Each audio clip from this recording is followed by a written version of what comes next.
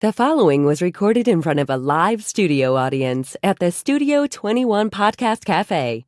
This is the United Podcast Network. The following program is closed captioned for the thinking impaired. By tomorrow, I will rule the world! You think he's gone? He's not gone. That's the whole point. He's never gone! Is this some radical new therapy? You see? Well, I must have not been paying attention when you were just talking to me. Do you think that you could repeat the question? All right, we got a lot to get to today. I'm going to start with the sponsors. Let's thank our sponsors, Century 21 McLennan Real Estate, the Zany Pesci Law Office. Can't get it up. Can't get her to laugh today. Marston and Son Construction, EIS Investigation and Gun Training. What's that, hon? My headset's breaking. It's fine. All right, okay. The Bonfire Wellness Center. I've got to go this weekend. I've been promising to go, but I'm going to go this weekend. I'm going to do a live video and check out the Bonfire Wellness Center in North Andover.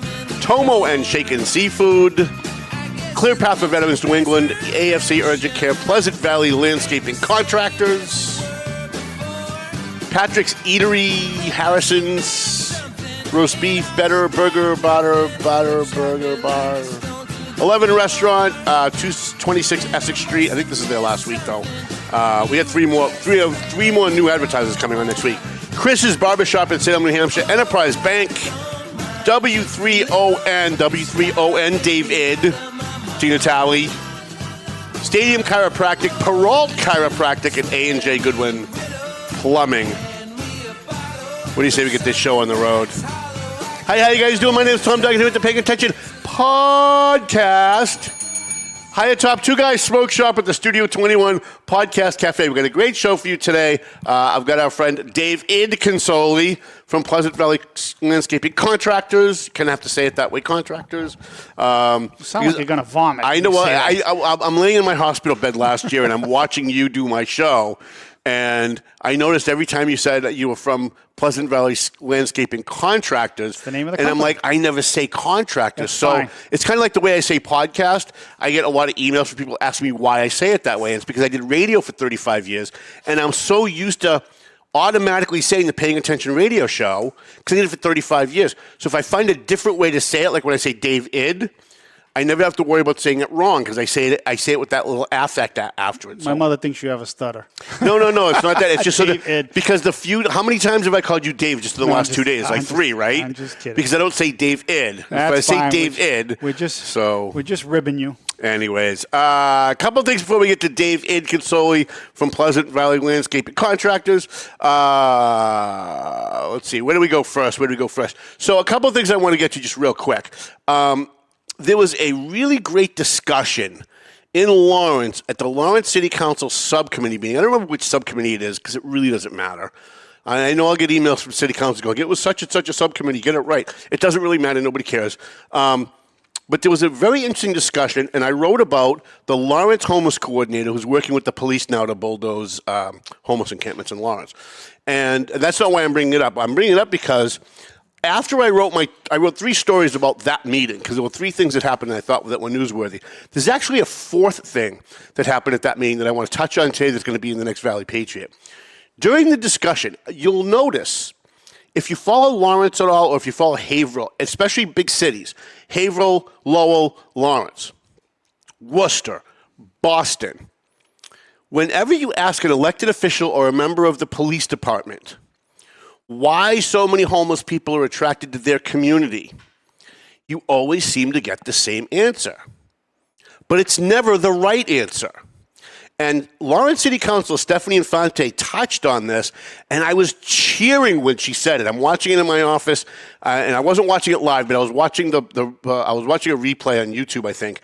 And when she said it, I started cheering in my office because I was like, finally, an elected official calls it like it is. So Mo Aguilar, who's a great police captain, and it's nothing against him, but it's just the way things have to go in a political environment.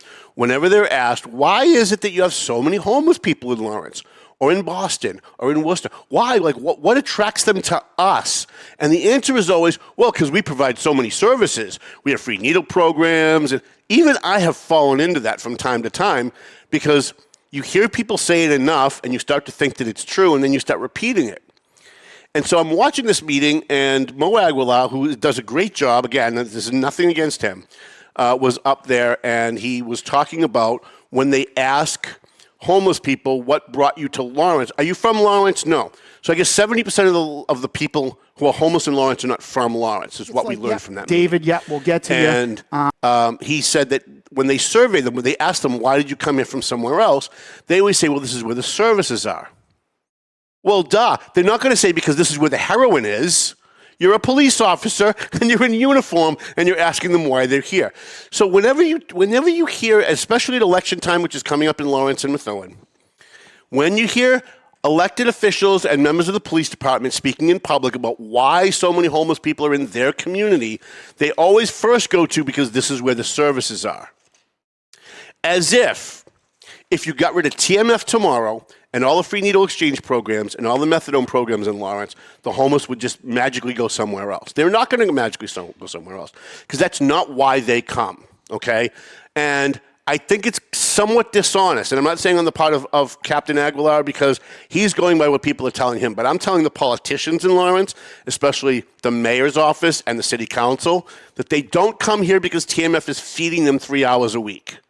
They don't come here because St. Patrick's Church offers them lunch and dinner every day. That's not why they come here from Drake or Methuen or New York or Lowell or New Hampshire.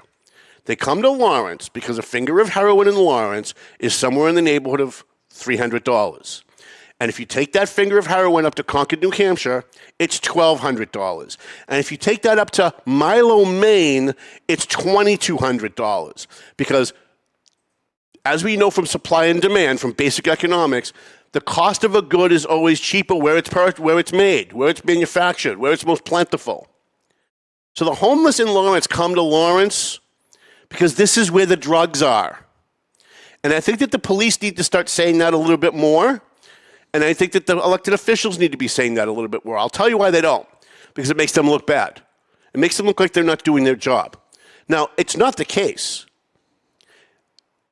Saying it out loud makes it look like they're not doing their job, but they are doing their job. The drug unit in Lawrence does a better, finer job than almost any other drug unit in the state, or maybe even in New England, okay?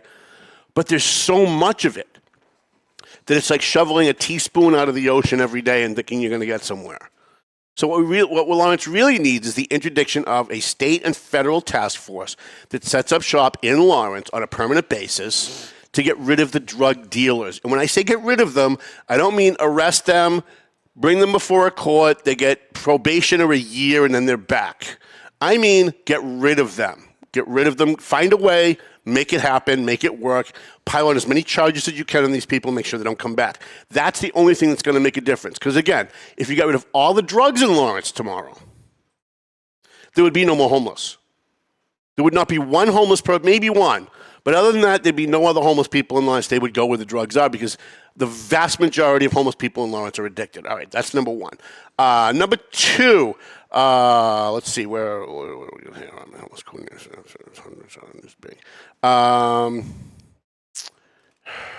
Also, hats off to Greg Del Rosario. We're going to talk about him in another. Diana DiZoglio, our state auditor. Have you seen this with Diana? So she's at war with the state legislature. She's also at war with the Secretary of State's office. You have to love an elected official who's very much like Tommy Duggan. She gets in there. She does her question one to audit the legislature. The 30 days since the election is today. So she goes to the Secretary of State's office and says, when can I start my audit? And he says publicly, no, you can't do an audit until 30 days after the election is certified. Well, who certifies the election? The legislature. So if they want to not certify the election, they can not certify the election, and then she doesn't get to do an audit? No. So Diana called him out on Twitter today and said, and posted from the Secretary of State's website, it states clearly that that ballot measures go into effect 30 days from the date of the election, not the date that it's certified by the legislature.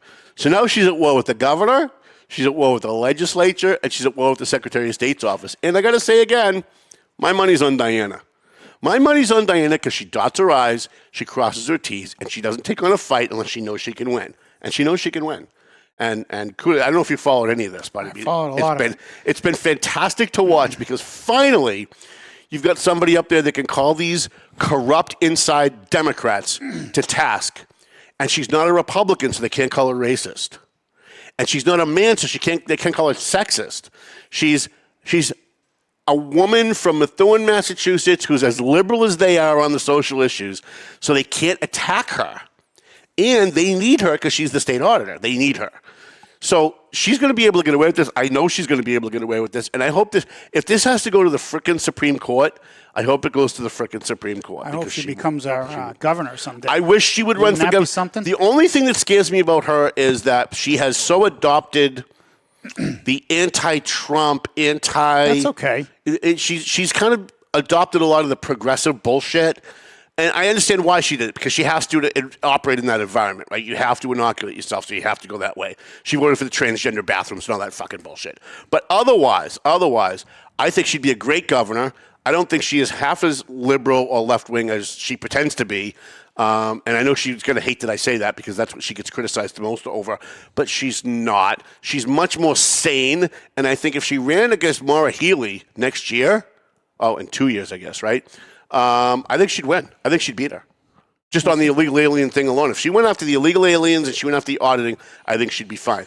Right. You know, by the way, who is publicly opposing Diana DiZoglio? I was very shocked by this. Former Methuen Mayor Sharon Pollard is all over Facebook defending the corrupt SOBs on Beacon Hill. And why is that? Because she's a lobbyist. She makes money on these people. So much to the chagrin of most of my friends, I like Sharon Pollard.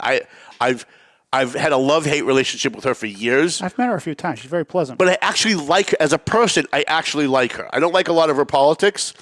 So when I went on Facebook and saw that she was defending the corrupt legislature, I cringed a little bit. I lost a little bit of respect. But also, that's how she pays her bills. Like, that's how she pays her mortgage. She's a lobbyist, and her husband's a lobbyist. So I get it, but I'm a little surprised that this is where they took the public stand to go after Diana, who is a favorite son from Methuen. And so,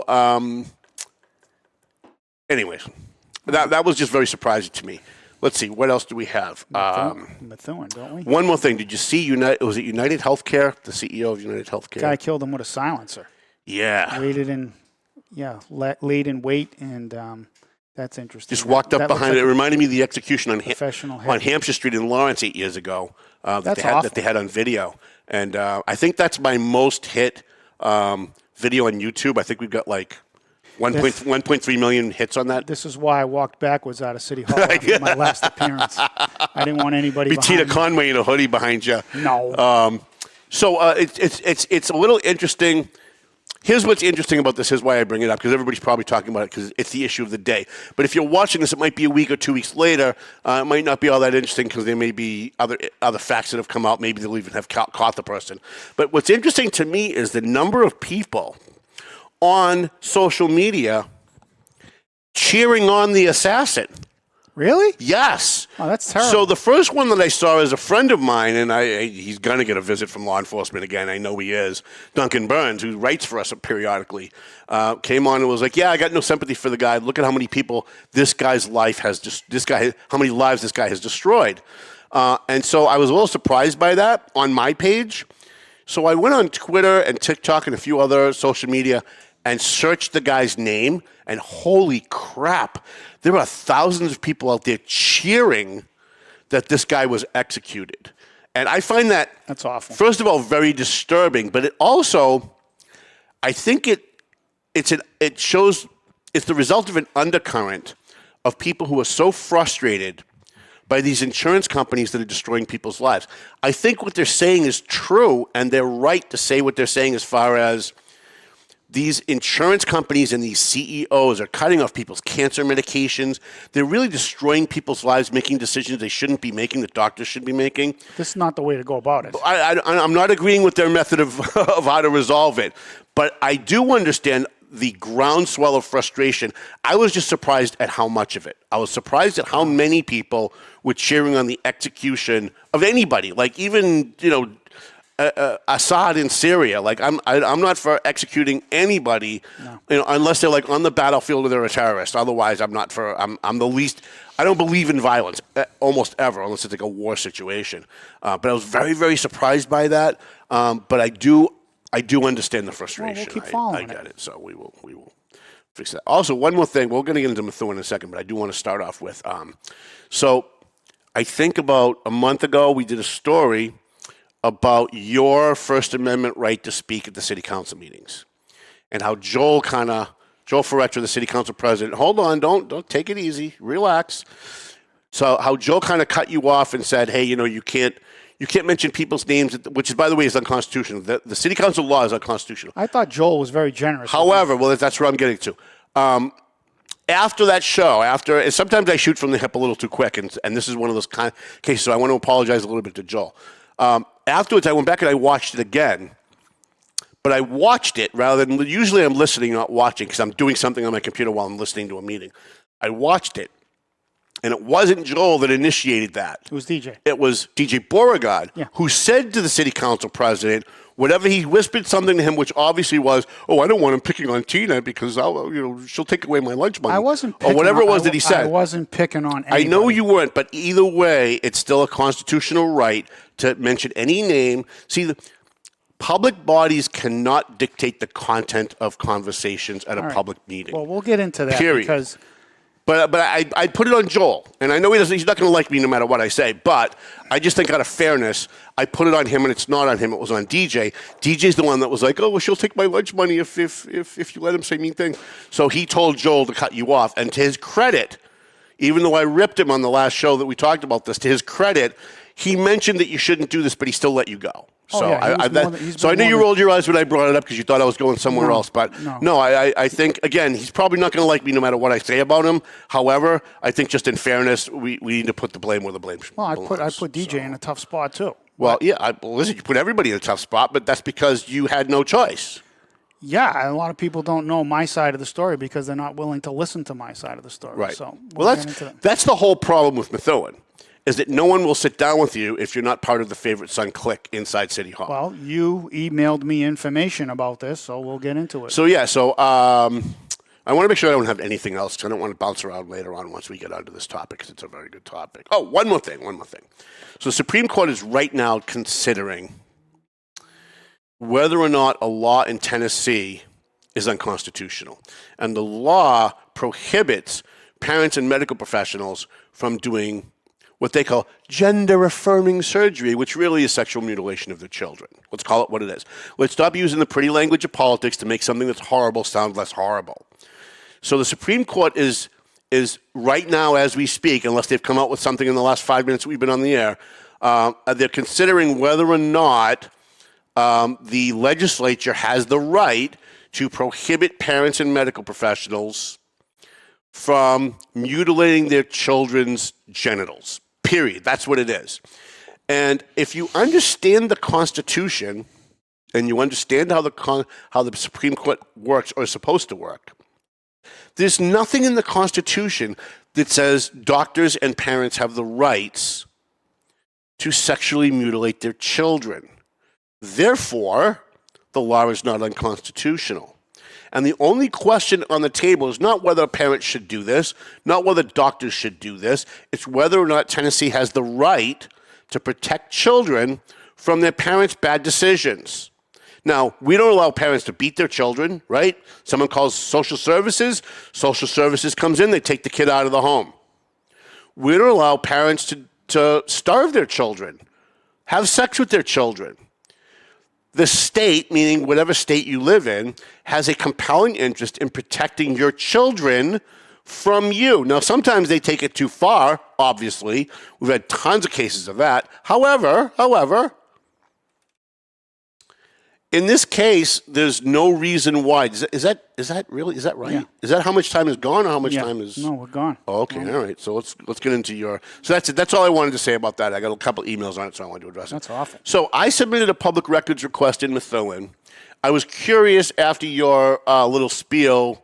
Oh, first of all, last time you were on the show, you brought up Tina Conway's name. She's the mayoral aide, at least for now. Yeah. Who knows? DJ will probably keep her because he's very weak. But you brought up Tina Conway's name, and I instinctively said, the clip.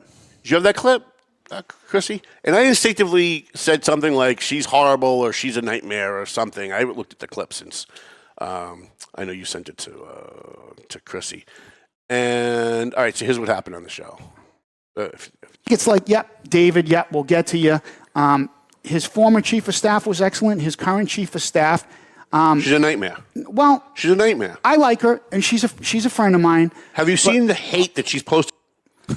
How'd that work out for you, by the way? Not good. I mean, I don't think I said anything negative toward her. I reiterated that she was a friend of mine. I called her a nice woman, and you know, I had a totally different speech written for that city council meeting, and I did blindside, you know, most of the people that were on there because she sent me something that was full of vitriol, and then blocked me from responding. As a person, or as like a business owner, or was she I doing mean, it was she doing it like as a friend, or was she doing it from a city email? Well, according to the acting mayor, she sent it from her private phone after hours, but it was regarding a city issue. A city issue, something that I said at a public meeting, and something that I said here about a city issue. You should do a public records request for all of her text messages regarding that issue. I don't know, but anyway, if you don't, I'm gonna. She sent it to me. By the way, once a public official uses their phone for any kind of city business, to comment on any kind of city business, all of those text messages become a public record. So here's what really got me is she sent it to me and then she blocked me from responding. Right. I would have preferred she called me and lit me up, and then we could have had a little back and forth, because someone who's close to me once said, I'm like, I feel like she has discarded me, you know, because I in my opinion, I was very good to her. And I feel like she has discarded me. And someone once said to me, no, she has been done with you since you have had a relationship with Duggan, because obviously you two people don't like each other, and that's fine. But by the way, in full disclosure, I've never had a problem with her. When Neil Perry came on the show and said he was hiring her, I said good things about her. Okay. It wasn't until I was at the Irish Cottage standing behind her, listening to her rip me apart to a bunch of people that know me, and heard it for myself, that I finally backed off. Part of my frustration was she hasn't been present for a lot of the conversations and meetings that we've had with Neil.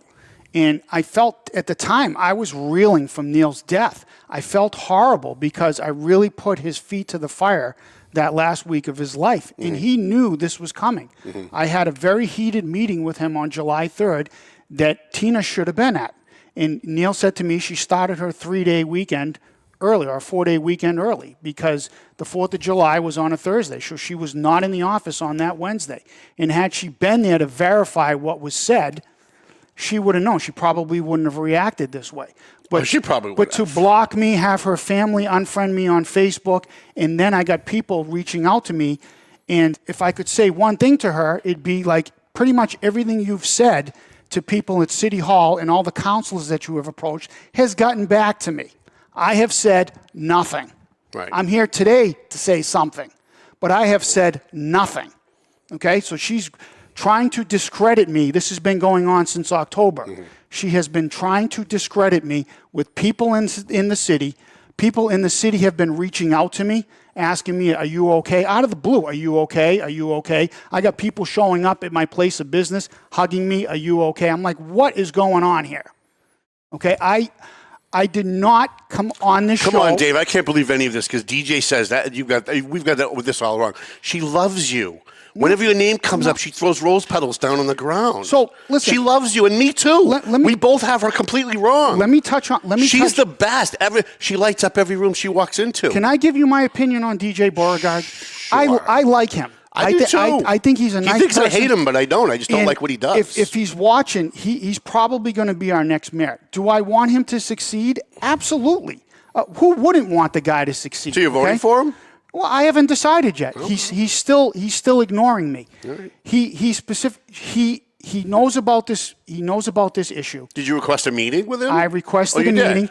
Several of my proxies on the city council have requested to sit in on that meeting. He won't. He's not going to meet. I promised that the meeting would not be adversarial, okay? And DJ went to Tina. Tina gave him an explanation. He heard her side and said, no, there will be no meeting. I like DJ, Okay? but he's afraid of his own shadow. Okay, He's not and ready that- for leadership. and- He's not ready for leadership. Billy Manzi would have sat down with you. He always says how Billy Manzi is his hero.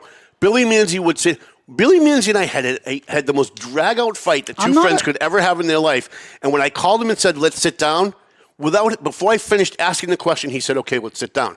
DJ, if he thinks you just don't like him a little bit, if he thinks that you're mad at him because he got in front of you in line at Dunkin' Donuts, he's not going to meet with you. Here's where I'm going to defend DJ. When you filed a public records request, I did. Okay, you started sending me emails, and some of them, Tina's responding to DJ. So DJ's hearing all of this story, and I don't know what you guys have on the screenshots for this. Do you have the first one, Chrissy?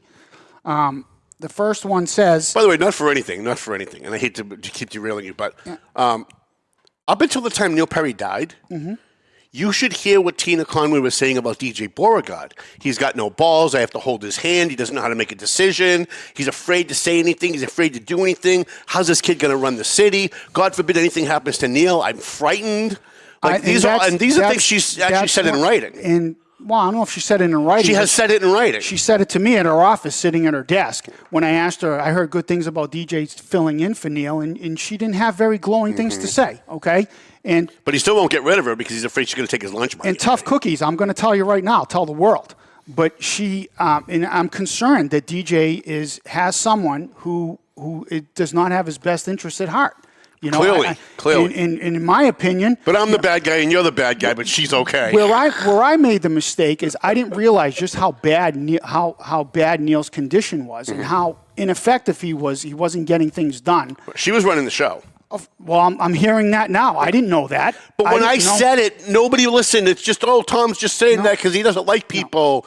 No. And it's starting to turn out like everything that I've said so far has been true, isn't it? I had no idea that this was happening, and I had no idea her ego is so freaking massive. Yeah. She thinks she's better than everybody. That she would turn on me like this. And you know what? But you could do her mother, too. I'm not going to get into her mother, her sister, her brother-in-law. I have a sign on front of my building with a memorial to her brother-in-law. Yeah. Okay? My conscience is clear. Loyalty means nothing to people like her. I was good to her family. And you know what? My circle is the same. I have people I have family, I have friends that I am good to, and I am loyal. If she wants to discard me because I'm friends with you, so be it. But anyways, Chrissy has an email up there that you sent to me, okay? She said, Mr. Consoli took the microphone at a public participation and essentially represented that Mayor Perry made an empty promise to him. The real story is that he met with the mayor for lunch on Wednesday, and Mayor Perry told him he would talk to Pat about his concerns.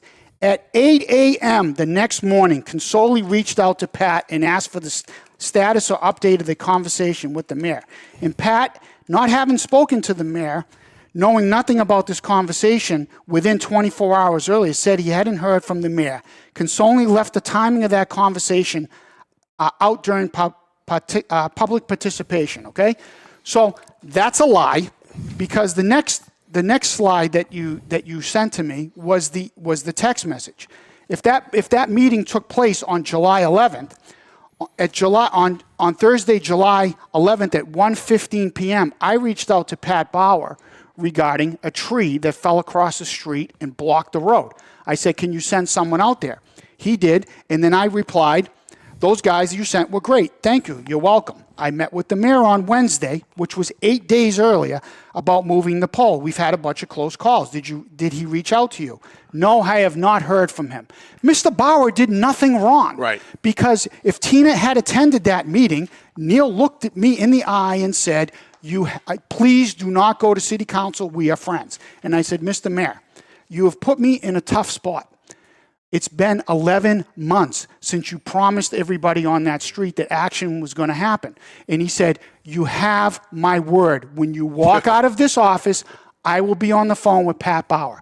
That wasn't 3 hours later. It was 8 days later. Okay? So, Tina, who's the liar? You're going around telling everyone at City Hall that I'm misrepresenting the facts. Well, there you go.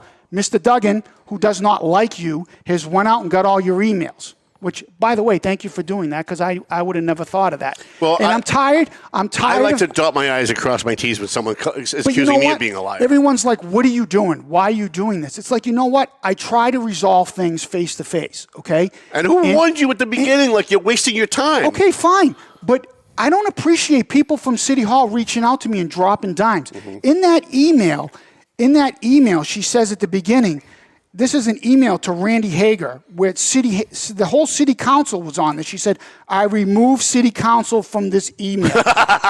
Well, why would you do that? Of course she did. I removed city council for this did. email because I only want to tell you guys that Mr. Consoli's a liar. Right. Well, why don't you put city council back on that email and show them what I just showed you?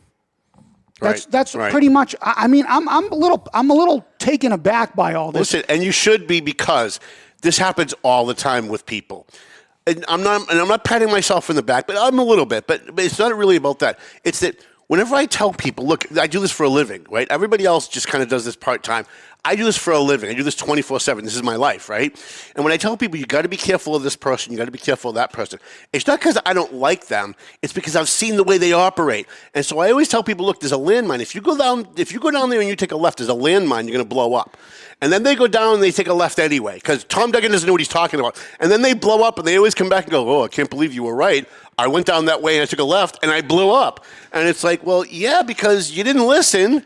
But I've seen a totally different side of her. I saw the compassionate side, the friend side that she was. There was a lot of admiration for her, okay? And I was bewildered by this. And for me to get up at a public meeting, and you know me. I've never seen that. I've never seen when I saw you walk up to the podium, I went, oh, this is going to be good. My wife was not happy with me. I saw that video too. I had a planned out speech, and I changed that at the 11th hour when somebody dropped a dime and told me this is what's being said at City Hall. And I was angry, especially after getting that text that was full of vitriol. And I'm sorry, and I appreciate Joel not shutting me off, but I wanted everyone to know I don't appreciate this. Mm-hmm. I have never gone in front of City Council to complain about anything. I've been living in Methuen for 45 years. Right. I've never done this, and I didn't appreciate this response. If she wanted to have it out with me, then she should have called me and at least let me respond, because right now I can't respond. Right. She's blocked me on her phone. She's blocked me on Facebook. Her family has unfriended me. Great. This is where we're at. Right. And DJ won't talk to me. Well, and that's the problem. If DJ, here's the thing, and I know he doesn't want to hear it. He thinks we're just bad-mouthing him. He's going to cower under his desk. When have I ever bad-mouthed DJ Beauregard? Listen, and here's the thing about DJ. He's a nice kid, but he's a kid. He's so sensitive as a human being. Forget the politics. He's so sensitive as a human being. He doesn't like it when anybody is mad. He doesn't like conflict. He doesn't like controversy. He shrinks when he thinks someone's mad at him for any reason, even if they're just slightly perturbed or annoyed by him. He's afraid. And if he had come in as acting mayor and his first duty and his first thing that he did was bring on another chief of staff, and then reached out to people like me and reached out to people like you and said, look, I know we've had problems in the past. Let's work this out. I'd be out holding a sign for him today, and so would you. Well, my concern is if she can turn on someone who had affection for her and was close to her like she did on me, she's going to undermine him. Right. And I want DJ Beauregard. And she has undermined him. Well, I want DJ Beauregard to succeed. Yeah. And he won't listen to my concerns, and that's fine. If he becomes mayor, there's a chance he could lose on Tuesday. Well, that's fine. I'm still undecided. I don't know. I don't want to go into that voting booth. I mean, I'm just one vote. I don't want to go into that voting booth. Yeah, one vote's going to make a big difference in an election that's on the December 10th, which is next Tuesday. It's going to be a very small turnout. Every vote's going to count. And if Jim Sarcione can get his vote out, DJ could lose. This could be the shocker of the year. A week from now, we could be talking about, oh, my God, how do we not see this coming? Now, it may not happen, but I know a lot of people. Listen, I found out, and I shouldn't let this out, but I can't help myself because we're on a podcast. I found out that Jen Canaan is helping Jim Sarcione. And if Jen Canaan is sending emails out to her friends or calling her friends, DJ could be in trouble on Tuesday. I don't like to get into politics. I've already dipped my toe into this mess, but, Neil, God rest his soul. Neil was good to me, But toward the end, he just wasn't following up on stuff, and he really threw me under the bus. Well, he was sick. He was sick. I know, but Neil sent out nasty emails to some of the department heads saying that they threw him under the bus, which you sent. Can I me. say this? And I know it's going to sound weird coming from me, but having gone through my medical issues that I've gone through, I understand Neil a lot more now. There was a time when I was in rehab, when I was at Hannah Dustin rehab, and you and I were on the phone, and I was screaming at you on the phone, God, right? You were awful. And it wasn't because I'm a dick. I've never treated you like that before, and I've never treated you like that since. But when you're going through a medical issue and you're not sleeping right, and you're in a lot of pain, and you're on a lot of medications, sometimes that inner rage just comes out. And I watched what Neil became in the last year of his life, and it was very different than the Neil that used to come on this show the first year he was mayor. I love the guy. I loved him when he first got elected, but then he got sick, and I think it affected his personality. I felt so horrible about the timing of all this. I did reach out to DJ, and DJ was awesome. He's like, I said, DJ, can you do me a favor? I said, can you set up a meeting, the three of us? I said, he's really upset about my appearance, and he should not be surprised. I gave him a 2-month heads up on this. And DJ said, yeah, I'll set something up. And then he died. And I met with... you know who's been terrific? Deputy Chief Hager has put some temporary safety measures in place, and he met with me, and he consoled me because I was feeling terrible. This was like days after he passed. Right. I didn't want this to happen, but if Mrs. Conway wants to continue to try to discredit me, don't think that I'm just going to sit here and take it. Because I've been quiet for 2 months. Here's the thing with Tina. There's no need to lie. And this is the problem that I have. How many times have people attacked me in public and come over to me in my face and said, I think you're an asshole? I respect that. Okay? People come over to me all the time, and they give me a hard time when I'm in public. I'm in a meeting, someone comes over. So if Tina had said to my face what she said behind my back, I would have been okay with it. I wouldn't like it, but I would respect her. Can I tell you what else? Instead, she runs to DJ and says, that's a lie. I never badmouth Tom. I love Tom. Tom's a wonderful person. Tom lights up every room he walks into. This is crazy. Why would he say this? He must just be a bad person. Maybe I'm wrong about him. And she lied about attacking you. She lied about attacking me. And again, be honest, and I will at least respect you for that. I will. Listen, I was ready to have Neil come back on after he attacked me publicly. I was ready to have him keep coming on the show. Something else that happened at that meeting. I was sitting chatting with Chief Sheehy from the Methuen Fire Department. I got up to say what I had to say. I went back, and Tim Sheehy lit me up. He said to me, dude, what are you doing? And I tried to explain. He goes, I don't even want to hear this. He said, you shouldn't have did what you did.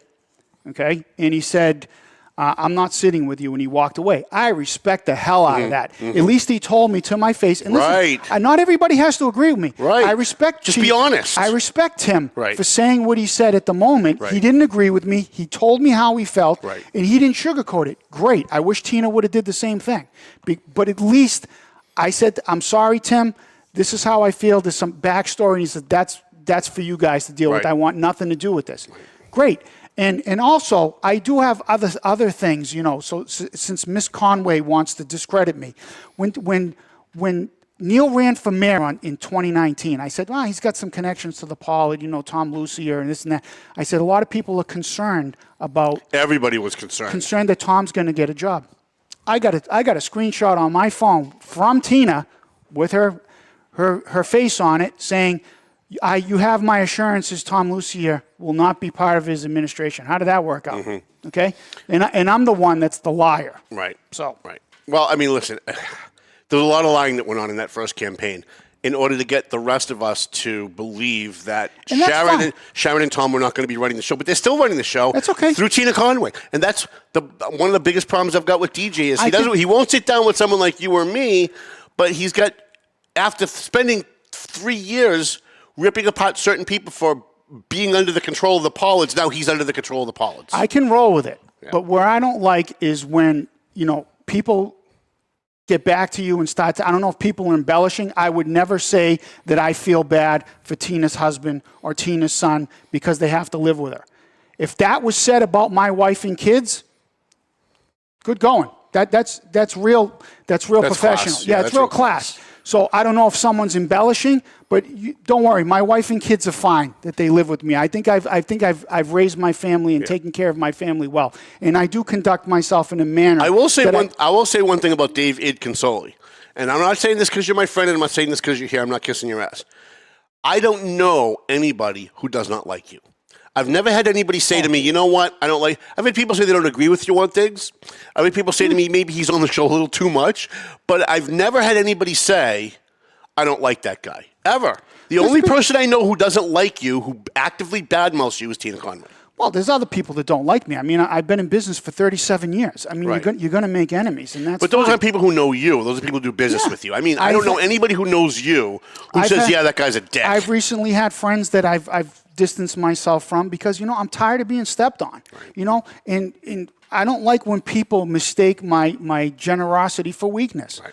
And I usually don't. Welcome to my world. I usually don't operate like this, but when you make it personal and when you do something like this and it gets back to me from multiple sources, you think I'm just going to curl up in the fetal position and take it? No. Right.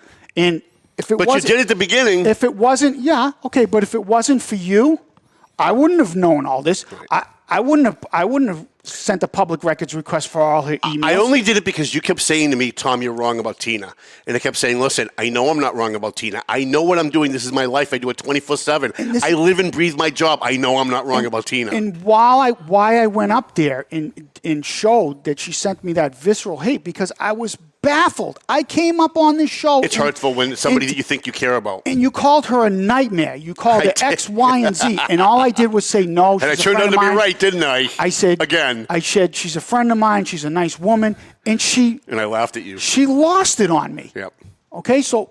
And you defended her when she lied. Imagine if you had said bad things. Imagine what she's going to do after today's show. I don't care. Right. I don't care. She's no longer part of my universe. So what do I have to lose? Chrissy, do you want to do you have time to do a lightning round, or do you have to go? No lightning round for Tina. For Chrissy. All right, because I brought in the bell here. We're going to do a lightning round. Do you want to do at least one question? You want to do one question? Sure. Okay, we'll do one question. I did a download. Why are you doing a lightning round? That's my thing. Well, because you weren't prepared, so I prepared. I knew you were all worked up about this. All right, let's all right, do your how many questions did you have? I got like 5. All right, do them all. All right. Who doesn't love her? Right. Right. Okay. If price wasn't an issue. Wait a minute. You got to ring the bell. All right. Okay. If price wasn't an issue, the one restaurant that you would eat at more. Ooh, good one. If price because I eat out a lot. an issue. That's an open-ended question, Chrissy. I'm going to let him go first. A Capital Grill. Because you're thinking Capital Grill. Where was that? Oh, the one up in 28. Yeah, in Boston. Oh, this is in Boston too? Because there's one up here in 28. And it's super high-end. It's very expensive. Only been a couple times. Yeah.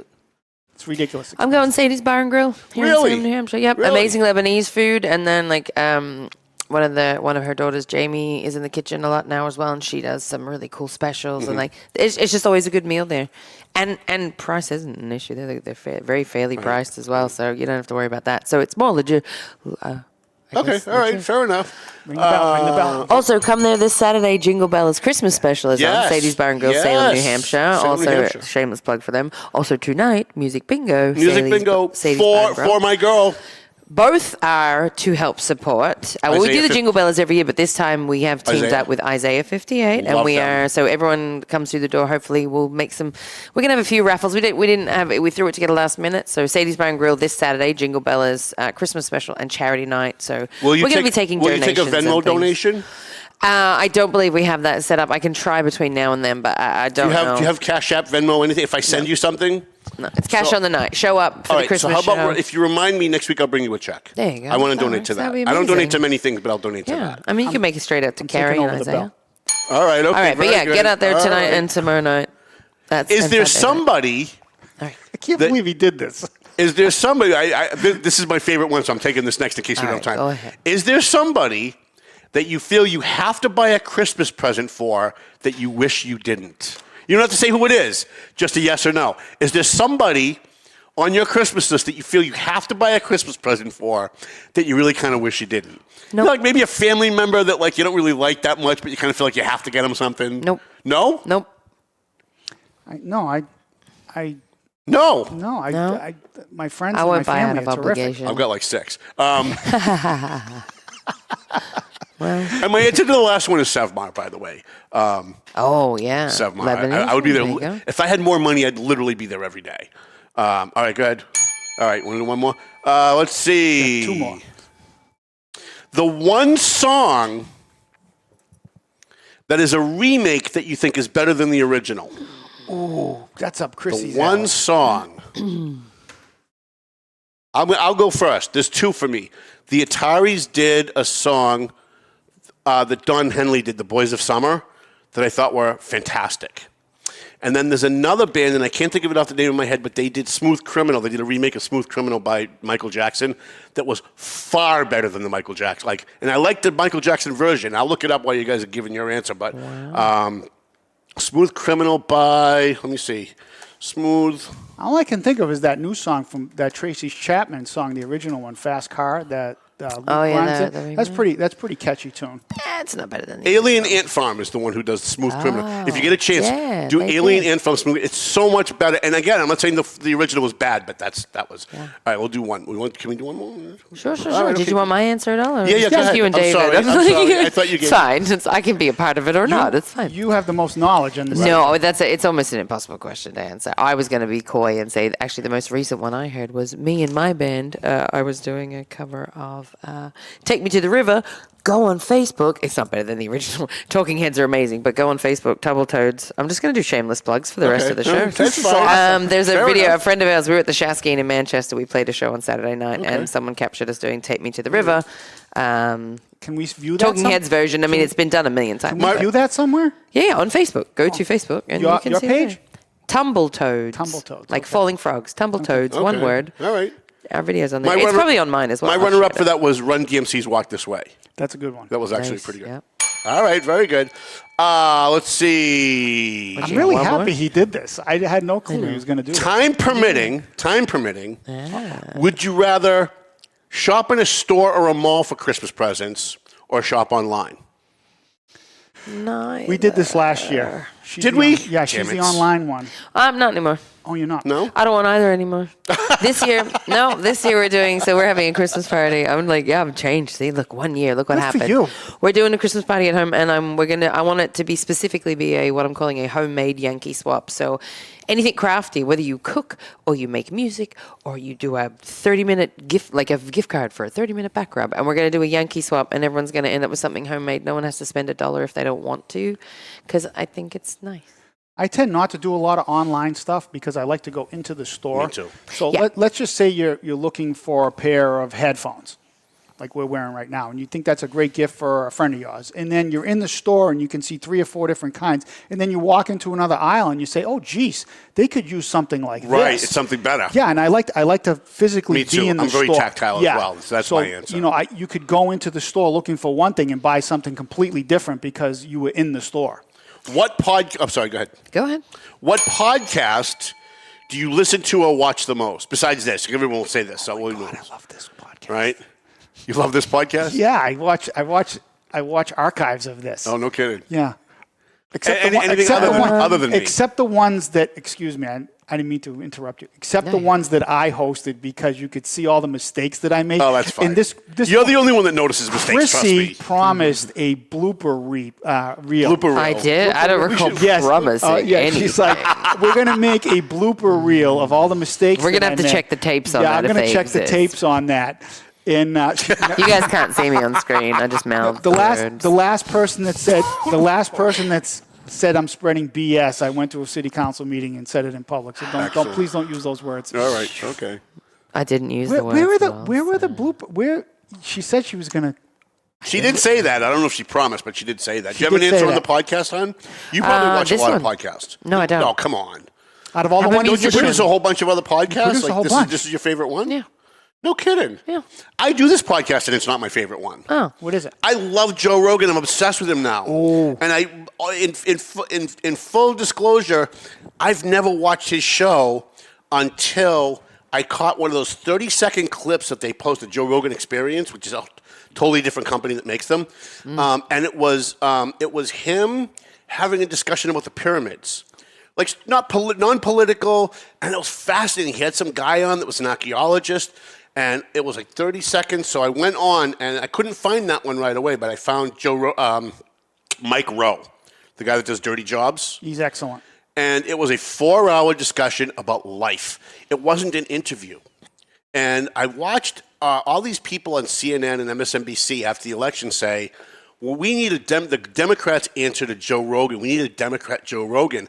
And I thought, you had a Democrat Joe Rogan. His name was Joe Rogan. The guy is for global warming. He's for all these getting rid of fossil fuels. He was for gay marriage. He's for all the social issues that Democrats care about. But because he wouldn't toe the line on everything that the Democrats want, they attacked him. Right? And so I went back and I've watched probably about 10 of his shows now, and they're all 4 hours long. It's hard to watch a whole, but I do. All right, we'll do one more. Real easy. It's a multiple choice. All right, then we're out. McDonald's, Burger King, or Wendy's? Neither. None.